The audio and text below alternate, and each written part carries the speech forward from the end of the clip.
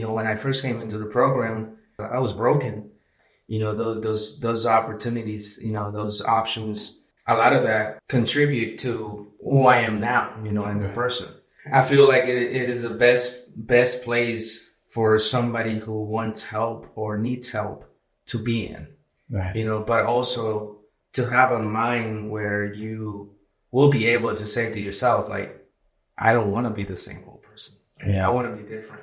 Just give yourself the time, to really say, God, just have your way. Yeah. Here I am. I don't know what to do. I don't know how to do it, but have your way. Never stop asking for help. Welcome to another episode of Rebuilding Life After Addiction. And for those of you who have been maybe following along for the podcast for a while, we are in the process of making some changes that I have been really focusing on the podcast, kind of underneath my own YouTube channel and all of that. And over the last couple of months, the Lord has kind of snuck me back into Teen Challenge ministry and not just doing podcasting. And church pastoring, not that I was only doing podcasting. That would be nice. I mean, that would be so much easier, but like, as I'm now kind of doing this Teen Challenge ministry again and focusing back in on actually helping people rebuild their lives through the discipleship program, I made a decision to move the podcast over and allow it to be a part of the Teen Challenge branding and really use the podcast as a tool to help people become aware of the program, but also, to have an opportunity to speak to those who have engaged and interacted with Teen Challenge over the years. And so I'm excited. Thank you guys for jumping on the podcast and watching and following along. And as we jump into this, before we get into our conversation, I just want to encourage you, if this is your first time here, please hit the like button. Please subscribe to the channel. Everything that we're doing on this podcast is to help bring more awareness to addiction, to the struggles that people are facing with addiction. And ultimately, our goal is to see people get free and find a way to transform their lives. And so I would encourage you, if this is your first time here, please leave a comment. Maybe give us some topics that you would want to talk about or hear us talk about as I continue to go and search out guests. My friend Rigo is here with us again today. We're not going to do the long introduction. He was a few episodes ago, so if you want to get him to know a little more personally, Rigo is a graduate of Shenandoah Valley Teen Challenge. We've known each other for a long time. Glad to call him a friend, and a brother in Christ. And man, Ashley and I are in this process right now of organizing some of the administrative stuff at Teen Challenge, and we are looking through the old folders. Now we have to keep files 7 years. And so we're going through and we're shredding everything 7 years prior. And I have a stack of folders in the back porch of probably 300, 400 folders of just stuff that we're getting rid of. And that's not even every year that we're getting rid of. We're still going through other stuff. And it just, it's amazing because when you work in a ministry like this and you're one or two people at a time, you don't realize the amount of lives that you get the opportunity to impact, over the years. And it was kind of humbling. This week, we just did a graduation service. We had 3 guys complete the entire program, and I'll pop some pictures up on the screen, of that graduation. But, we just stepped back into the ministry in October, and the program is now 6 months versus a year. And this was the first group that we had successfully complete since we've been back. And service was a little over a week ago today, and it was just an electric environment. Like being able to celebrate these guys and encourage them as they move forward. And that was kind of really the basis, I think, for what we're going to discuss today, right? One of the things I'm going to stop talking. I'm going to take some air, give him a second to breathe and to talk in a moment. But one of the things that I've always said from the stage when we're doing graduations is that the program starts the day you finish. Right now, Teen Challenge, for those who are watching that may not be completely aware, Teen Challenge is a adult teen challenge. It's a program for adult men and adult women all across the country. Here in the Shenandoah Valley, we focus on men 18 and up. It's a 6-month. We use drug treatment or drug rehabilitation because, lack of a better word, if I had to describe Teen Challenge better, it would be a discipleship program for people struggling with addiction.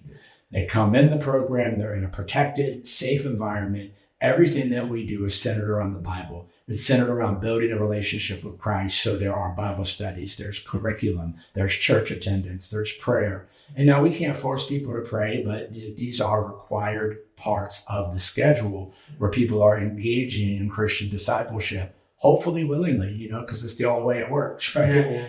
And so now that I'm getting ready to take a breath, one of the things that I think about is that, like, that is easy to do when you're in a structured environment. Yeah. Everything's taken care of. Food is going to be there. Meals are going to be there. There's some work assignments in the program, but I don't have to go out, figure out what I'm going to do for a job. I don't have to deal with the stressors of life, get the car fixed. I don't have to fix holes in the wall. Whatever life brings at us, it's a very structured environment, and it's easy to maintain spiritual disciplines. Yeah. So we always tell people when they graduate that the program doesn't really start until you finish. Yeah. It's the day that you leave Teen Challenge that you really start the program. Yeah.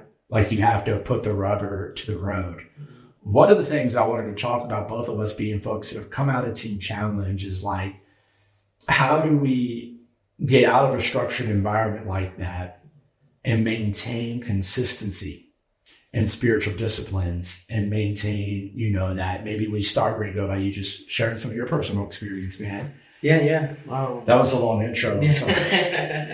That's all good. I think that, like, if we go back, right, when you first come into the program, like a lot of the Teen Challenge programs, work in so many different ways for so many different people that are in struggles, like in needs. And a lot of those that come in, a lot of the times, like, I used to hear, from you guys talking, as when I came in, was, some people are sent here or court appointed, mm-hmm. and they have no other way around. It's either jail time or rehab time. Yeah. And what a better way, better scenario to be sent to a place where you can actually start, fresh on how can I get myself together? Yeah. How can I correct myself from my old behaviors and my old ways to learn a different way to, like, let's say, attack this new life or this new opportunity that I'm given.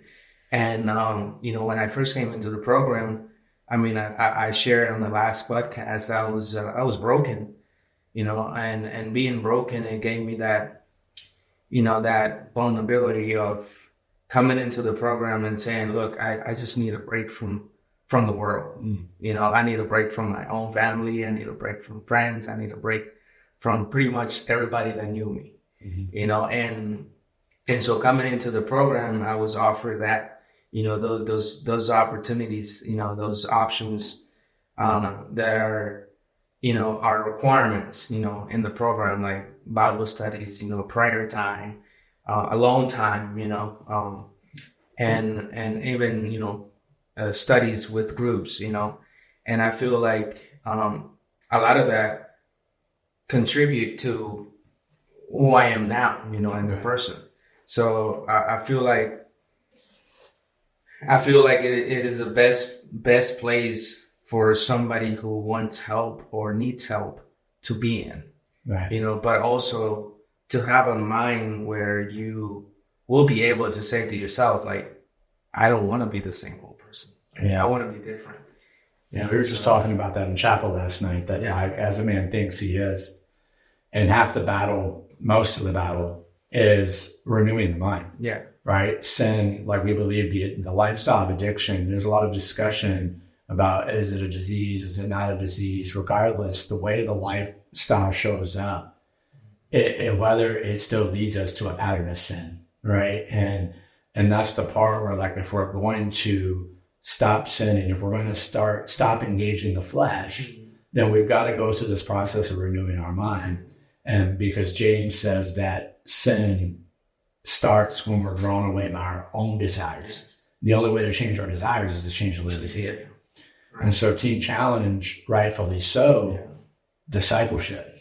Yes. How better to transform the mind and renew the mind through letting it be washed by the water of the Word of God. Exactly. And letting it start to change the way we think. And so what we see a lot of times, and this is one of the things I try to wrap my mind around a lot, is like guys come into the program, girls come into the program, they see this thing work, it's effective, and then like one or two things happens. Either they continue in it when they leave or they don't. And the ones who continue tend to have more success. The ones who don't tend to relapse and kind of fall off. And so I think that struggle is that like, I do now because I'm a pastor, right? But when like, I don't know, even now, like it's not the same intensity when I was in Teen Challenge. I don't get to sit in classes 5 days a week, 3 hours a day. You know what I'm saying? I have somebody telling me that I have to pray at 6:30 on Tuesday evening. I don't have scripture projects to turn in, memorization to do. So it's almost like to be in a Bible college. Yeah, pretty much. Right. And so obviously the level is going to go down, but what did your life look like? Let's get beyond in the program, the day you walked out of the program. How did that shift? Yeah, and just like you say, just being able to change our mindsets and change my mindset to, like, hey, you're going back home, like you're gonna be exposed. That's for starters. You're gonna be exposed to your family, to your old friends, to so and so, and so just knowing that I was heading back home, it was almost like at the same time a relief, because I think one of the most important parts of walking out of the program or graduating is really knowing where you're going to and how you're going to, and how you're going to start your first day out of the program. Yeah. And I feel like I was prepared mentally that, I didn't want to go back to my old ways. I had that for certain in my heart and in my mind. And I had a pastor who was always willing to, open the doors of their home for me to come in, and encouraged me always in Bible, prayer, and straight up conversations. If there was something that was bothering me, or, if I felt like I was being tempted with something, always come up and share that, and that's why, as we are now, it's so easy for me to say, look, man, I'm struggling with this, or I'm dealing with this, and it's because we are in this nature, that is a constant battle, like the Bible describes it. The flesh is always contradicting what the spirit wants. And, so it's always a back and forth battle. But I feel like when I was walking out of the program, I felt like I had a good foundation, outside the ministry, outside Teen Challenge. Yeah. And that helped me stay firm, and stay focused on, on what I really wanted for my life to be like. Yeah. The recovery world talks a lot about people, places, and things, right? And places being one of those things, like, and people. But what I'm hearing, and even in the lead up to this, is like, it's the environment at Teen Challenge, right? It's the boundaries, the accountability, the people that are there encouraging you. And it is hard to find that brotherhood outside of Teen Challenge, because not everybody's pursuing the same thing. And so it would seem as if like it really, the habits and the disciplines, and we'll get into that in a second, those matter. But it would seem like if we're going to set ourselves up for success, to continue in spiritual disciplines and continue in the same life of freedom beyond the program that we had in the program, then the environment that we're walking into really, really matters. Oh yeah. Like, and what do you think the downsides are? Man, what are some of the struggles maybe that you've had with like setting that environment up? Because that's not easy for everybody. No. You know what I'm saying? It really isn't, because, remember when we walk into a program, and I'm sure you went through this, when you first went into the program, but when you walk into the program, you live in an old life behind you.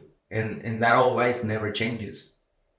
It never changes. It may change for some, or for a lot of people, but it will never change when you come out of the program, because the only way for us to be able to change that life is for us to know that we're heading back and that we need to let go, and let God. Because a lot of the times what happens is, and this was in the back of my mind all the time, was, man, when I go back home, like, I have so many friends, it was hard for me to kind of like let them go, and a lot of the times I feel like we get trapped into, I'm walking out of the program, but I want to go see who so-and-so, and I know that person is not going to give me anything good. I know that person is not going to feed me, spiritually, I know that person is not going to help me,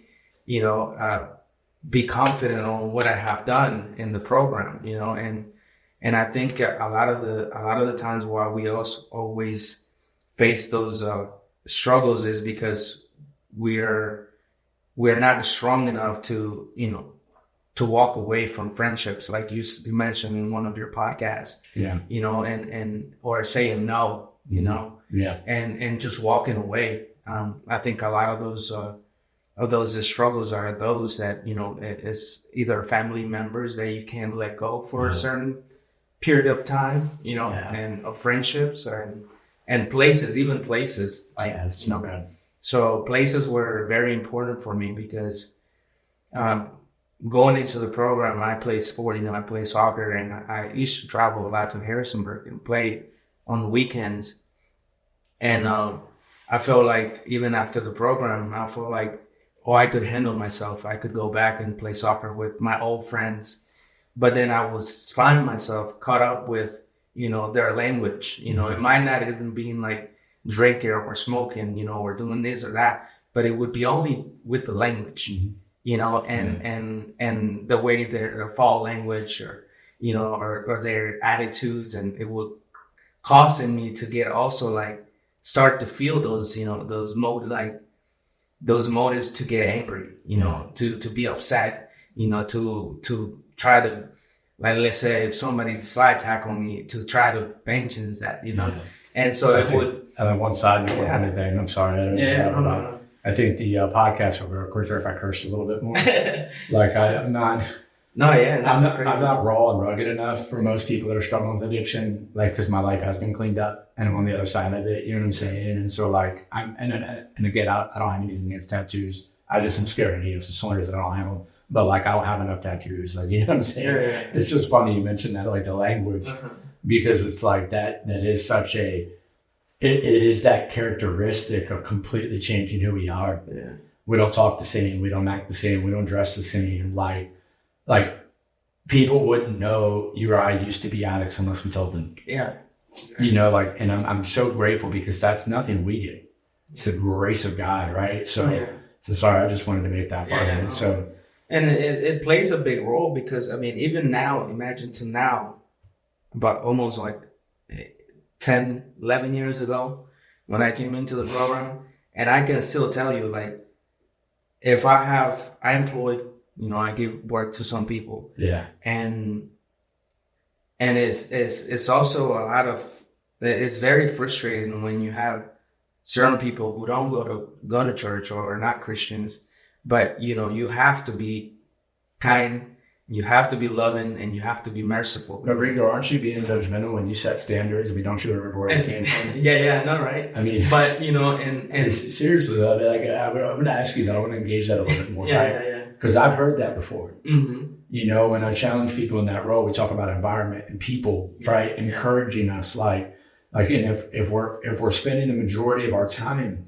with people who don't value the same things we value and pursue the same things we pursue, like, my old friends weren't going to sit down and say, "Hey, can I tell you what I read in John today?" Like, they're still smoking meth pipe. Like, they're not going to sit down and have a conversation with me. Like, and I know there's a heart and a desire to evangelize. But there's got to be more people pushing me toward the direction that I'm trying to go than pulling me away from it. And so how did you grapple with that part? Because I know I struggle. Like, I want to save them. I want to rescue them. And I feel like I'm coming off as judgmental when I call them on their stuff. And then they come up and like, Who are you to call me on that? I don't remember. You remember? How did you deal with some of Well, that? it's crazy because a lot of like today's society, it has gone so out of proportion in so many areas, and one of them is even having respect for for each other, and I feel like one of the things that God did really dealt with me about I would say probably about a year and a half ago. After having 8 employees, ended up with just myself and at times one more. I started to just really get close and closer to God and really listening to, what was happening, what was I doing wrong? Because I'm like, there's no way, like out of having 8, just myself for weeks. And I was like, it's gotta be something that I'm doing wrong, something that, and I clearly got this message, and it was the only thing that you're doing wrong is not it's not on my eyes, it's not that I see wrong, it's in the eyes of others that you're doing wrong. Yeah. Because you are trying to do something opposite to what they want to do, to what they want. Yeah. And daily, I started to remember, the things that I was doing, and what I was doing was I was confronting their sin in a way that I wasn't being harsh, Right. but I was just being transparent, and I was just being, open to also them seeing me as who I was and, who I was trying to be, Right. And so I was confronting them with, like a lot of the times with smoking too much, smoking cigarettes too much. A lot of the times just being on the phone too much, during work hours. And a lot of the times just even asking for so many things when they weren't being as respectful or as we can say it as 100% committed to to the company, to the work, and so for me that was very hard to deal with because I was fighting my own battles. I was still fighting my own battles, but I was trying to get them to understand that not just because I'm a Christian, not just because I spent hours in the Bible or I spent hours praying or I spent almost every day at church, Right. make me any difference than they are. Yeah. That we are all the same in God's eyes. Yeah. And so the only thing that kept me afloat, it was that I can't be like that anymore, and I was trying to minister that to them. And like you say, how can you not be judgmental? The truth is that we have to be judgmental because we care about it. Yeah. I care about your situation. Right. I want to help you. Yeah. So how can I help you if you're not allowed to hear me, if you're not allowed to understand the truth that I'm trying to speak to you? Yeah. And when I was all alone by just myself, at times God will just come in and just minister to me and will say, what you don't speak, you will give me an account for. And that itself, it crushed me, because at the end of the day, we are humans. We will make mistakes. Right. But there's one thing that God has laid on us, and that is the burden to speak the word. Right. And to be as truthful as we can with our testimony and how we walk in this, walk.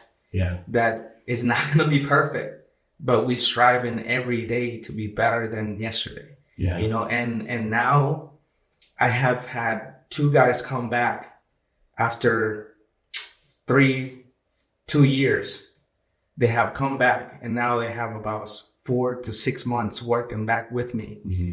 And what they have said to me is that, Rigo, what you spoke to me those years ago are now resounding in my ear. Yeah. Because you wanted the best for me. And that's why you confronted me. And now one has a daughter, smokes less. The other one has a daughter, is married Yeah. and goes to church. Yeah. So, and when I look back and they're coming back and speaking to me that the only way that I'm able to think Right. is because of the things that you spoke to me. Yeah. And you know how the word says that whatever you declare with your mouth, then God does the rest. And so I'm able to see that now. Yeah, that's the part where I had to learn, man, a lot coming out of Teen Challenge was that like there's such a radical transformation that happens in people's lives. Like going through a program like Teen Challenge and going through the adult process and being in an intense environment and the Lord doing like, but we were way at the bottom, right? Like I don't know, when I went in, the TC was typically last choice for a lot of people. Yeah. And most people are preferring the shorter term programs. They're preferring the in and out quick, 30-day, 28-day rehab or whatever. And like to get to a year-long program, everything else, every door shut. I know it was the case in my life. Every other door shut. And Teen Challenge was my last choice because I didn't want to go anywhere near that Jesus stuff. Right. And I think one of the things I've had to learn coming out of it is that it's easy to see drastic change because the environment is an incubator. It's like a Holy Spirit hospital, and it's a place of healing. It's like somebody going into the ER, getting checked into the doctor. And of course, from the condition they were in before going to the hospital, there's a lot of improvement. Feels very drastic. The problem that I had was seeing that in my friends on the street who weren't in an incubator and sometimes lacking patience with the spiritual growth of other people because I had grown so fast in the hospital. Yeah. You know what I'm saying? Like I had healed so much while I was away and understanding that like there needs to be some patience with people and trying to just consistently live that out. And really a big part of that was doing the spiritual disciplines daily, showing people that, hey, this was real. Like I'm going to be at church. Like I'd set some of the standard with a lot of my friends, and I'm glad we ended up here because we started out talking about spiritual disciplines, but really the reality is like if we're not engaged with people who are encouraging that, we'll never continue in it. And I had friends reach out to me and I would offer, they wanted to connect, all friends, and I would invite them to church. So I would love to connect with you. Yeah. But like I'm not gonna be the minority in this area. Like I want to be with people who they're more for me than against me. That way if a temptation pops up, I got more people that are going to encourage me to say no than I do that's going to encourage me to say yes. And so those were the hard decisions that had to be made. And it was not easy. I felt like I was betraying some of my friends. I felt like I was abandoning them at some point, but ultimately, 17 years later, it was worth it. It pays off. It paid off, and so that's part of, the building that consistency. The other thing that came up while you were talking is the approval piece. Yeah. That took me a long time to deal with, and I think I still struggle with it at certain times, like insecurity in who I am. But that's why I went after drugs. Like I didn't know who I was as a teenager, and I actually unpacked this with somebody the other day, and it was at a podcast I was doing with Cheapo on the role of trauma and addiction. And as a teenager, I felt inadequate. I wasn't the greatest at sports. I didn't have a ton of friends. You know what I'm saying? Like I didn't feel like I could accomplish a lot. I was a bad student. There's some ADHD going on there. I was a rebellious kid, whatever, all that stuff. I ended up choosing meth because it made me feel like I could accomplish more in a shorter period of time. It made me feel like everything that I wasn't when I was clean, I could be now. Now, obviously, the lie to that is that I didn't do anything well. I was destroying my life. But I kind of unpacked why I did that. And so I look for that. I even look for that piece now. It's the identity, the insecurity. And if I'm not around people that are spurring me on toward pursuing Jesus, I'm going to go to the lowest common denominator of people that are going to accept me. If this person accepts me, if there's more people that aren't following Jesus that are accepting me, then if that insecurity is not dealt with, it takes a while to get to that point where you're able to stand on your own and not need to, be drawn into that. And I think that was a process, and that's why I think the drastic changes have to happen. Yeah, because I mean, like how you were saying, like, it's a lot of the times we want, others to change when we're speaking to them. We actually want them to get what you're saying, and they can just walk out and be completely different, Yeah. But the truth is that, they have to go through their own battles.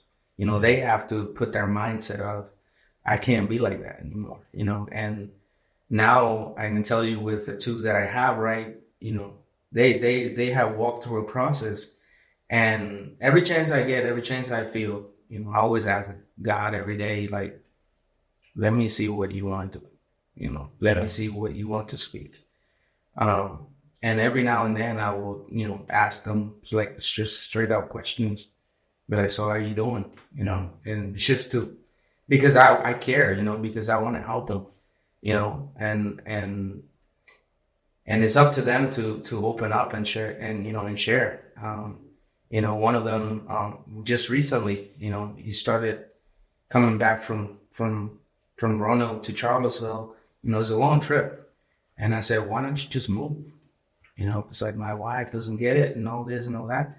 I said, y'all got to come together as one, and where you have the provision to provide for your family, that's where you need to be. And it's like, yeah, we have to do that. And so that ended up happening. Now they're back in Charlottesville, and he's the one that goes to church now. And, just recently I asked him, I said, so what are you struggling with now? Because I've seen you, and some days I've seen you off and this and that. And I said, are you using? And for somebody to ask that question, like, the first thing you probably going to tell me is like, man, here we go again. Right. You know what I mean? You're going to start thinking that I'm judging you. Right. But I'm not judging you. Right. I'm interested in you. Right. That's good. And I want to help you. Yeah, that's so good. So when I did that, he, I could see it in his eyes, and that touched me, and it moved me to a place in my beginnings to say, I'm no different than you are. Yeah. And the struggle that you have now, I already had it. Yeah. Now I'm more mentally mature, and I can tell you that you have to get away from that and start going to church a little bit more often. Yeah. And push yourself every day to, get plugged in. And ever since then, I've seen the change in this. I've seen the change. And he just yesterday, like, a day before I coming over, I feel happy. I'm getting my knee fixed, and then I get hurt, my left foot, and I get a word from him. And you know what he said? He said, Rigo, all things work for the good. Yeah. Yeah, it's good. Of those who he loved. And that, when I received that word from him, it filled me. And it gave my joy back. Yeah. Because I said, I'm hearing this from somebody that I just kept on, and pushing. And I'm not going to lie to you. When you are being confronted, you're going to get upset. Yeah. And he got so many times upset with me. But when I get this word from him, I feel like God is using me to accomplish something. Yeah. And that is a motivation itself, because, at the end of the day, we go back to our place of origin, where we come out from, to come to a rehab program. And we go back there, and we just have to have a clear mind of what do we really want to achieve. Yeah. Not on our own, but with God, guiding us and leading us to. So, and it's really, a fight, a daily fight, but it's pleasant, man. Like it's like the suffering, like the word says, like Apostle Paul said, like the suffering that we now face is nothing compared for what is in store for us. Yeah. And that is just a boost itself, because I mean, at the end of the day, just to hear a word from somebody that you have confronted for so many years, seeing their progress every day, and knowing that now I can stand firm and say, look, man, you coming to work and you coming to work for me, this is what you're going to get. Yeah, so you're going to get a raw, but it's safe to say sincere person. If he didn't trust you, he'd never let you speak into his life. Uh-huh. And you think about this and how vital it is to be around people that we can trust. That's hard to do, especially when we come out of the lifestyles that we come out to, where we're so used to people manipulating, stabbing us in the back, whatever, and the lifestyle of sin kind of mars all of that. But eventually, we've got to get to a point where that perspective shift. You made a statement a few minutes ago where you said he realized that you saying it to him was not because you hated him. Mm-hmm.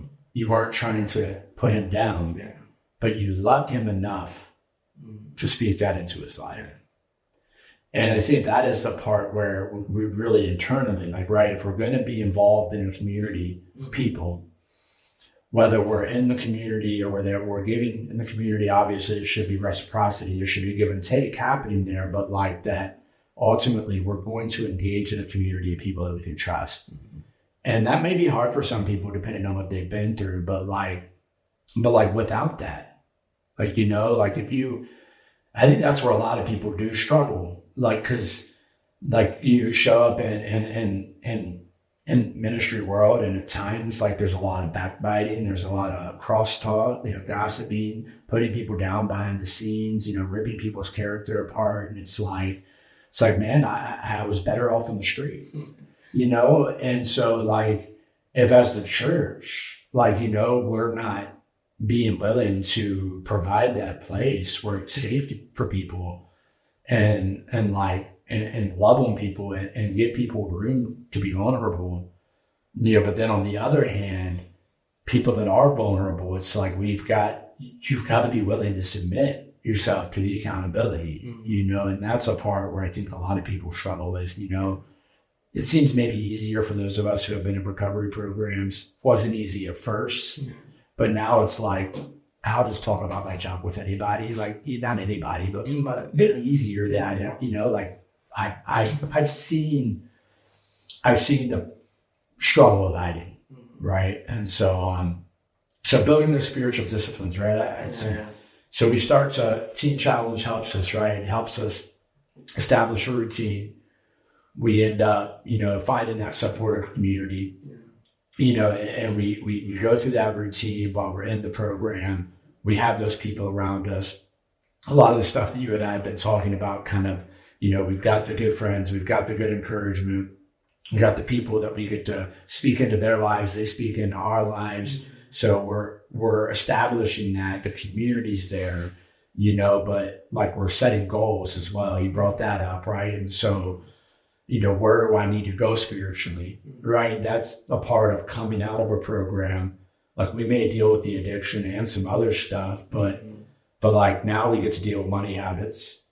And now we get to deal with how we handle female relationships, male to female relationships, in a toxic manner before. And now we've got to do it God's way. Then we get to grapple with being husbands, raising kids, and so it's I'm going to have to keep setting goals to grow spiritually. Yeah. And then as I progress in life, I'm willing to adapt and adjust along the way. It was necessary for them to have me in triage or whatever the word is for what they do. They got me on the dials, the blood pressure cuff on, I got the oxygen or whatever if I'm in the hospital. Yeah. Now that I'm out of hospital, I got to do preventative care. You know what I'm saying? I got to do ongoing therapy, maintenance, whatever that looks like, if it's a physical sickness. If I'm dealing with a sin sickness in my life that is going to be a consistent issue, like then I've got to be willing to adapt and adjust along the way and grow. So how is on your spiritual disciplines, I'm getting to a question, adjusted along the course of your life? Like, what does that look like? See, I've always been a little hard and I can say almost like undisciplined about, after coming out of the program. And the reason why is because, of course, when you come out of the program, there's a lot that, especially now with family, father of four, is work here, there, you're pretty much all over the place. So it's kind of hard at times to set up, let's say, a specific hour, a specific day to do so and so, all those type of things. But I think how I'm able to manage that, and I don't use all of these other things as say I'm too busy to do this, right? But yeah. I have come accustomed to get out, in the mornings and just start giving praise and thanks to God, for the day. And I do everything that I didn't used to do more. I do it more now, which is to be connected with the Spirit. Yeah. To be able to just like, if I'm driving to work, I'm praying. Yeah. Even if I'm not praying, I'm just thanking God. Yeah. And I don't try to fight over with what the Spirit is, is laying in my heart. And at times I may think of so-and-so and I just start praying over them, and I start thanking God for them, and I started doing so many other things, like just Bible scriptures would fly in my head. And, and then when the time comes to, to read the word, to pray, to do this, to do that, we constantly share them with the kids. Like, this is not good. This is good, and telling them like, oh, you have to do this different. We want you to do this and want you to be better than we were. And it's just a constant reminder for me that, a lot of the times, as humans, as Christians, I think a lot of the times we also set like this hour is for God.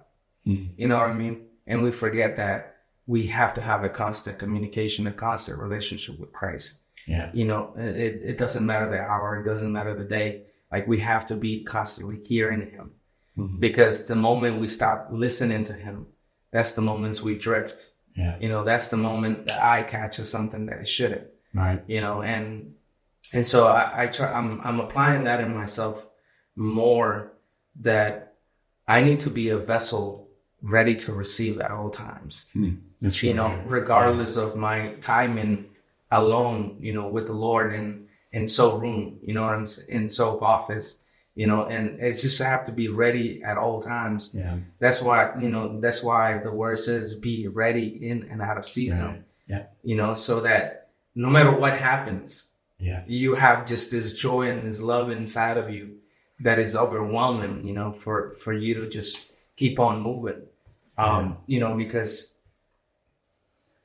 anything can happen at any given day, any given minute, but the one thing I have learned and I'm learning is that in those moments, in those minutes, I want to be connected, and I may sound like I'm crazy, right, but I'd rather be crazy, or I may sound like I'm crazy, right, but I know who I am connected with, Yeah, man. That's such a powerful statement. Like that statement you said right there is a life-changing statement for somebody if they'll get it. Yeah.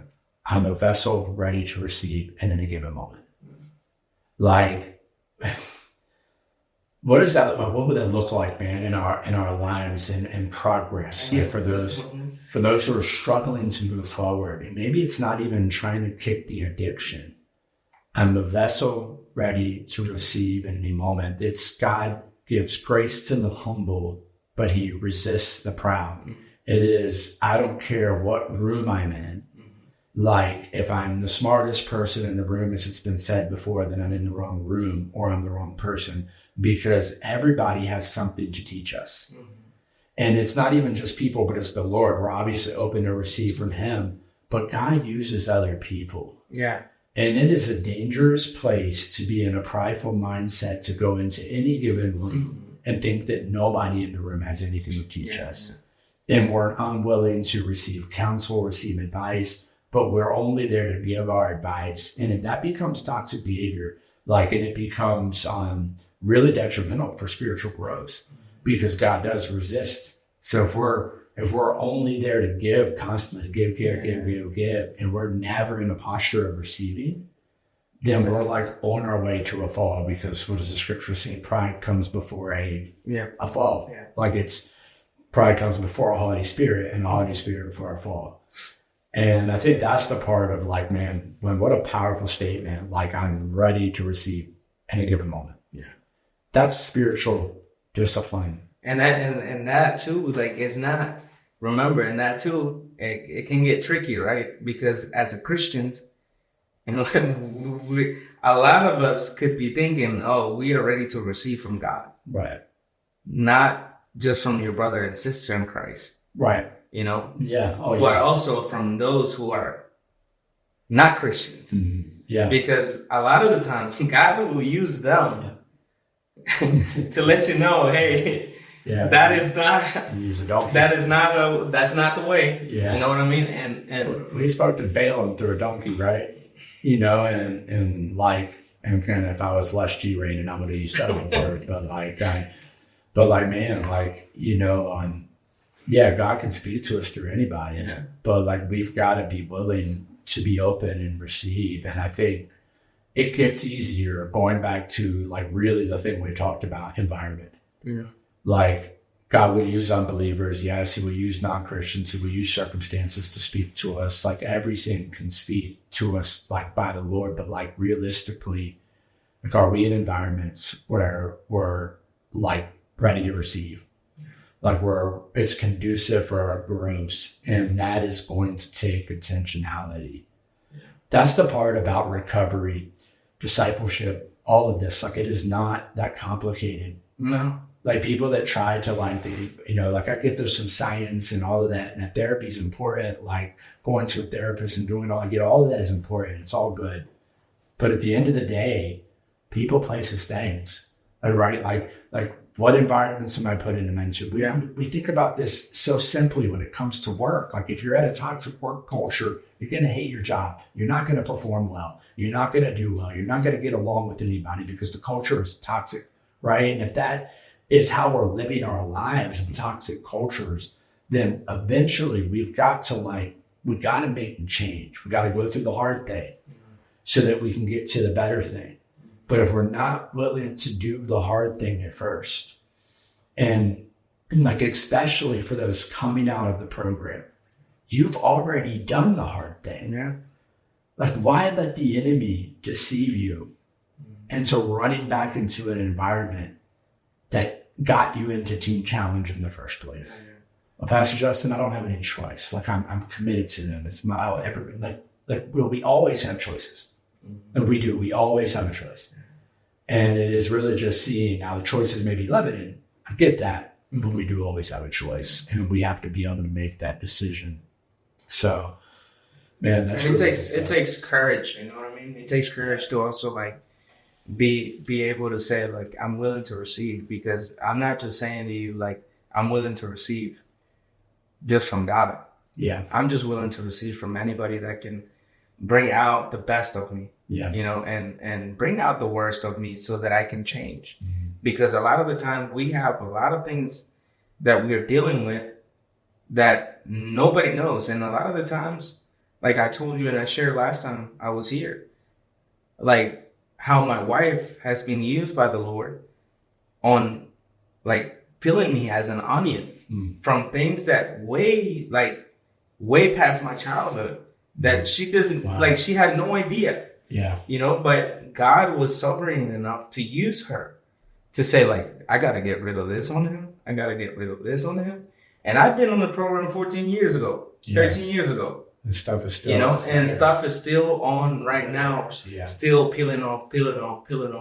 But the more he peels off, the better I feel as a person, as a human. Yeah. You know, as a Christian, as a man of God. Yeah. You know, and the more I'm drawn into to the truth. Right. You know, and the truth a lot of the times too is for people that come into the program, you know, they have a mindset, oh, let me accomplish this program so I can walk out of here and be back in the world. Yeah. But they don't have a clear picture of what they really want to do with their lives when they walk out of the program. Transparency and authenticity. You just said it. Like, am I allowing people to bring out the best and the worst in me? And here's what happens. When we only ever show people the best of us, then when the worst of us shows up, they run from us like the plague. But if we're willing to be vulnerable and authentic enough up front to allow them to see the worst of us, like, I'm just going to show you, this is just who I am. Like me, love me, hate me, whatever. It's just who I am. And we show people the worst of us up front, like, and those people accept us and pull us in, then they're going to be the people that help us get to the best version of ourselves. And that is such a profound truth, dude. You keep dropping knowledge in these little nuggets, but but that's it, man. That's it right there. Like vulnerability. I shared this on a few podcasts. Like, vulnerability is not just telling people; it's giving people the details of what you're going through.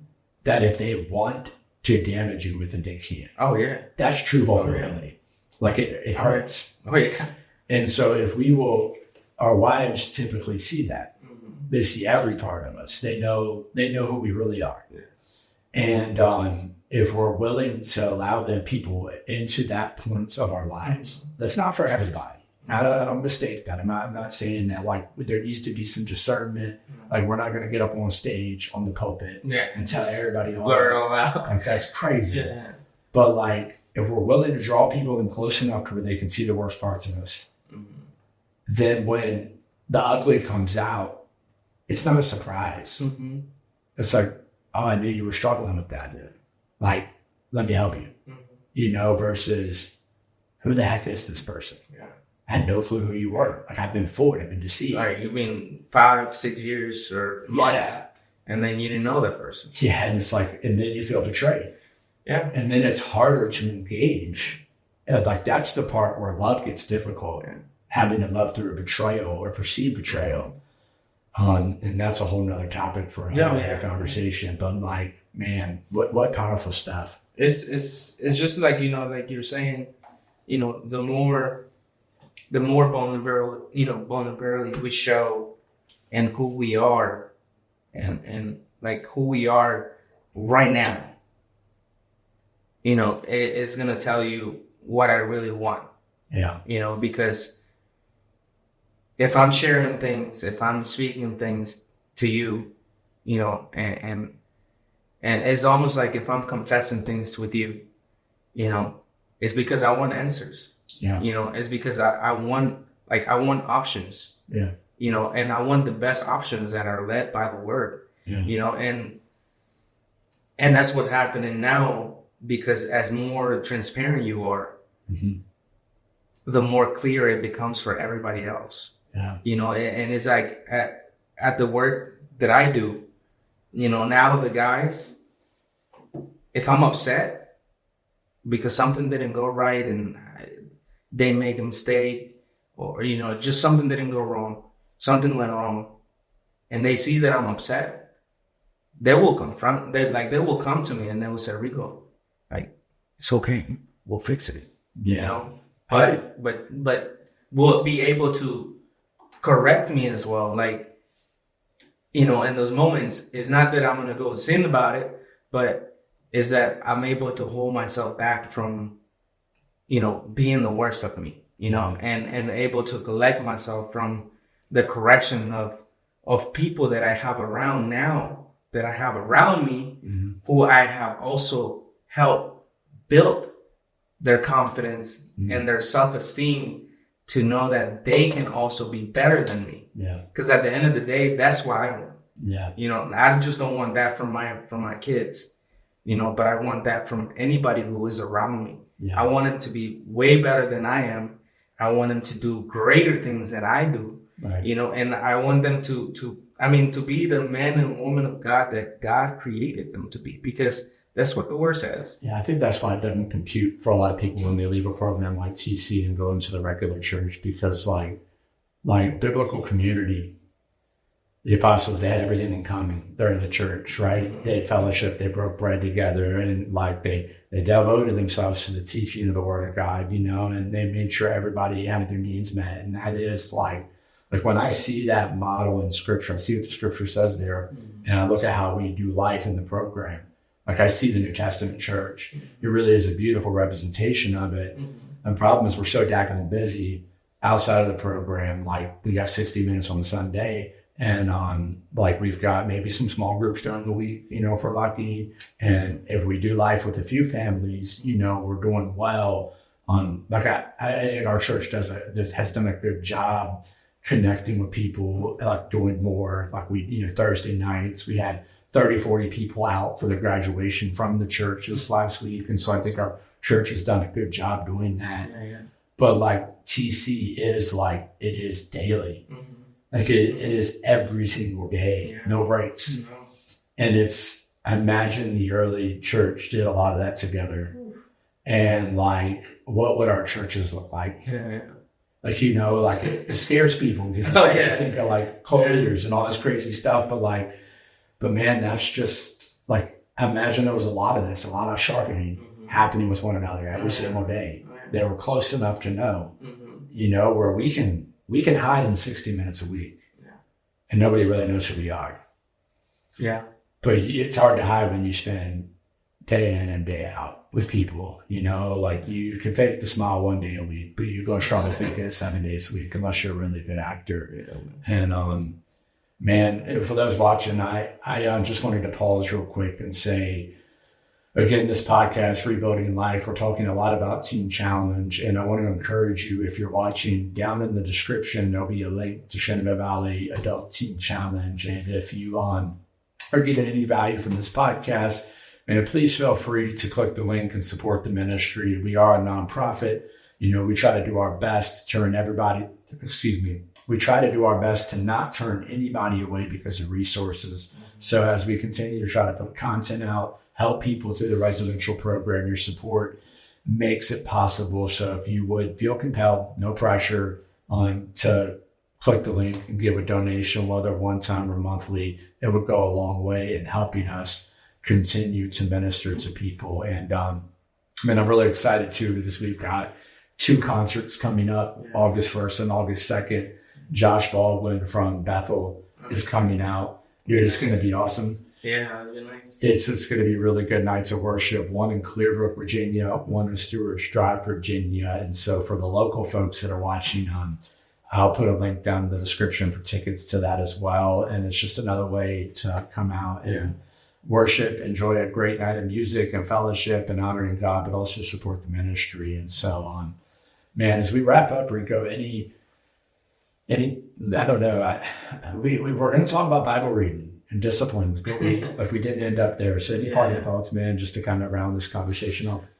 Yeah, no, I mean, you know, one of the things that was going through my mind right now was that, you know, like a lot of the things that we spoke about is pretty much, being humble, right? Being humble, with everybody, and being honest and transparent with who you are. I think that one of the things that God has spoken over my life is that it doesn't matter, where I end up, but that if I'm humble and I'm transparent with what I desire to do for the kingdom, I know that He's going to place me in the right spot. Yeah.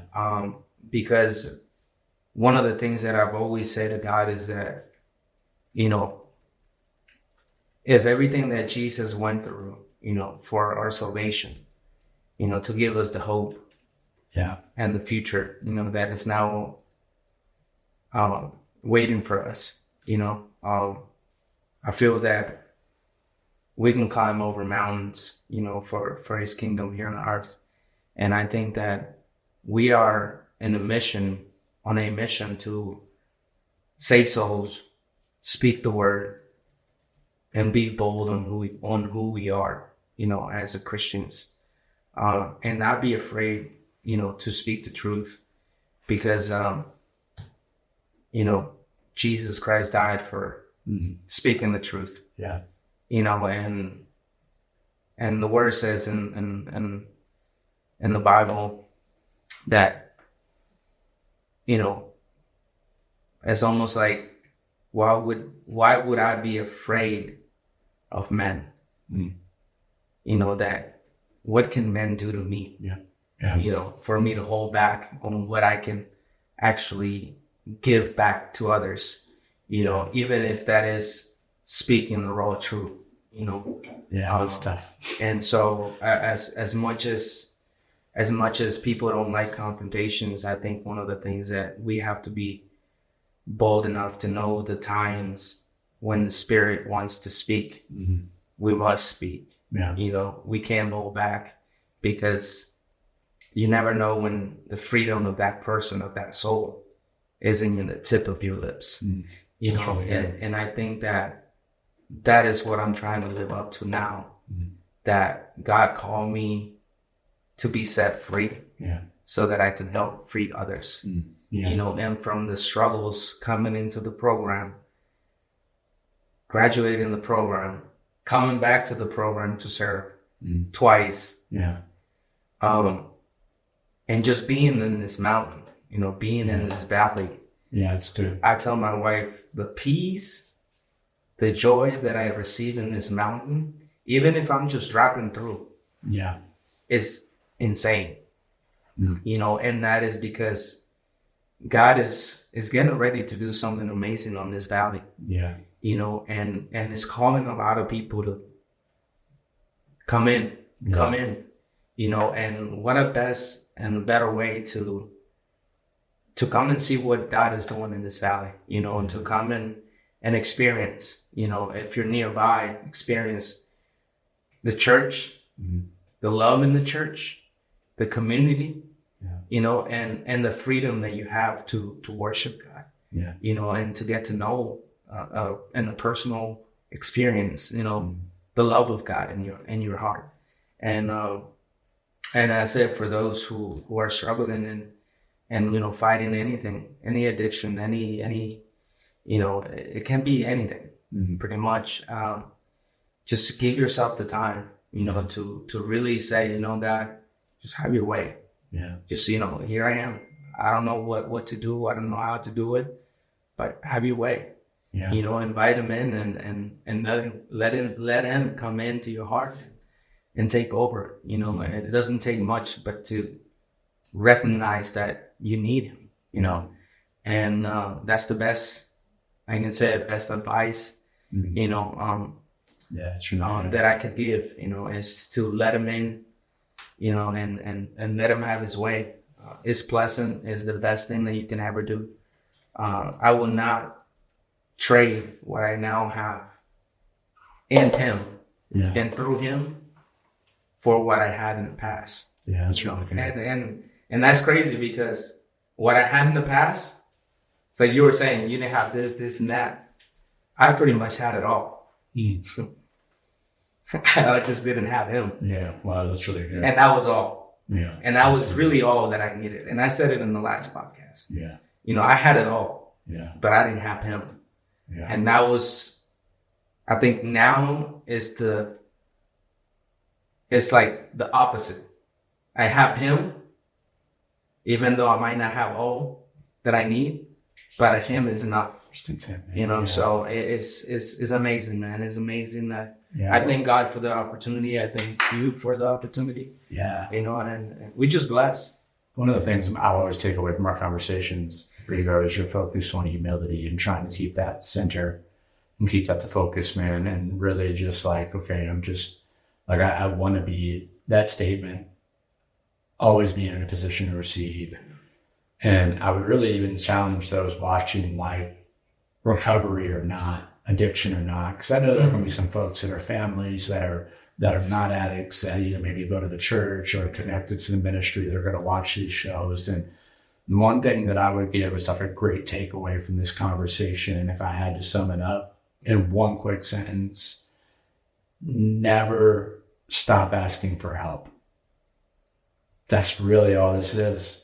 Whether it be going to a recovery program, going to Teen Challenge, I'm asking for help. Whether it be going to the Bible looking for answers, I'm asking for help. Whether it be I'm going to the church and I'm connecting with the community and I'm worshiping, I'm asking for help. Yeah. Like, I'm humble. I'm realizing that I'm always, it's just another way to say, I'm always in a position to receive. If we can get over that hump, kill our pride enough to ask for help the first time, then it becomes that much more easier. The Bible says in James, I think it says, if anyone lacks wisdom, let him ask of God, who gives to all liberally and without reproach, without holding back. Mm-hmm. So if we're talking about maturing disciplines, growing beyond the program, keep asking. Keep asking for help, because like there are going to be people that are going to show up. And that's the other lie that I think we believe. Nobody cares. Well, that's not true. Yeah. There are a lot of people that do care. You may not be in proximity of anybody that cares about you right now. You can't see it. Then it is a matter of, okay, how do I get in proximity of people who are going to want to help me get my life together and help me pursue the best that the Lord has for me? And so just an encouragement as I wrap up, man, never stop asking for help. Keep asking. And if you need help, I'm going to leave the link to the program in the description below, svtc.info. You can click the Get Help Now button, schedule a call with an admissions counselor, admissions person, and we will help you get your life on the right track. If you're not in the area, call us anyways. We're connected to 300. I think it's 300 other Teen Challenge centers across this country. There's somewhere nearby that you can get the help that you need. And thank you guys. Thank you, Rigo. Thank you for coming on, and thank y'all for watching another episode of Rebuilding Life After Addiction. Smash the like button, hit the subscribe. Is that what they say? Subscribe, like, leave a comment. And if you had any questions or feedback, drop that in the comments below. God bless. God bless.